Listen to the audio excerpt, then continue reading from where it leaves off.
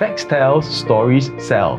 If you are one of those businesses who still believe that you can outdo the competition with being faster, better, and cheaper, this video is not for you. Articulating your brand story can be the hardest thing, but not if you have this cheat sheet for hero storytelling.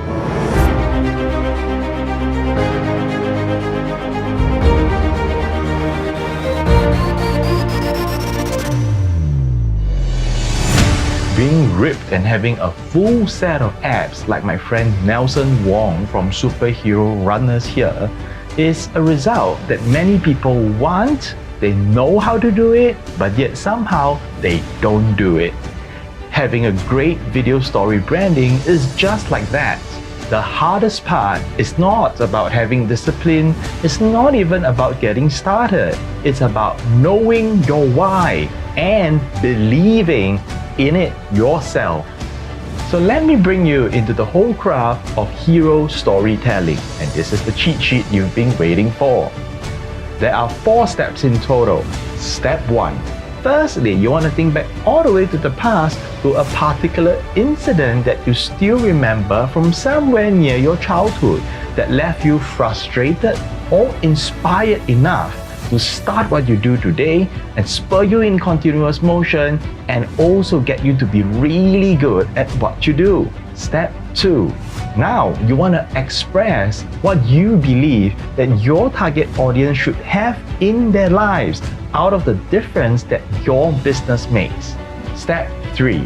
Now you want to make it real for your target audience by recounting the mistakes that you made, the struggles that you've had, and also the frustration you felt so that they can relate and resonate with you. Step 4. Now bring it home for your audience by addressing the pain that they are going through or putting up with right now from not having what you have in your life, and promise them that you can bring them that desired outcome simply from the results that you yourself has achieved.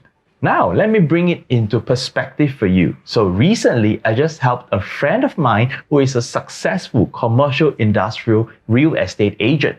He's been running solo. He's done it for 10 years, very successful as a solo commercial industrial real estate agent. And he has 5 local industrial investment properties under his name. So he wanted an angle to put a course out there to teach people about what he knows behind real estate investment. But yet, when he came to me, the keywords he had on his copy were things like wealth accumulation, property investment, yada yada. Now, the problem with these keywords is that it's too commonly heard in the market.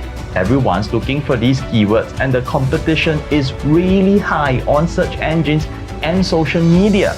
There is no standing out point in these keywords. In fact, if you were to buy these marketing keywords, you would pay through your nose. But more importantly, what I was looking at is that that's not actually what he has to offer. Now here's his story.